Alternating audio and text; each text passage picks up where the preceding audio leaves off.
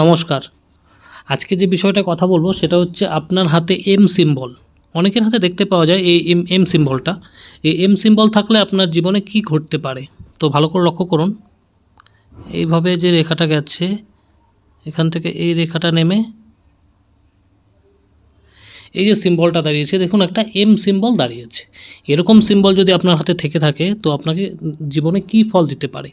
এই সিম্বল থাকলে কিন্তু সেই ব্যক্তি কিন্তু যথেষ্ট পরিশ্রমিক হয়, যথেষ্ট পরিশ্রমিক, এমনকি ধৈর্য শক্তির ক্ষমতা কিন্তু তার কিন্তু প্রচুর থাকে। সে কিন্তু প্রচুর ধৈর্য ক্ষমতা থাকে তার জীবনে। আর এনার জীবনে কিন্তু বিবাহিত জীবন কিন্তু সুখের হয়। প্লাস এই ব্যক্তি কিন্তু জুতো সেলাই থেকে চণ্ডীপাঠ সব কিছু কাজে কিন্তু দক্ষতা এনার জীবনে থাকে। আর ইনি কিন্তু যথারীতি দেখা যায় 30 বছরের পরে কিন্তু উন্নতি প্রচুর পরিমাণে লক্ষ্য করা যায়। নমস্কার।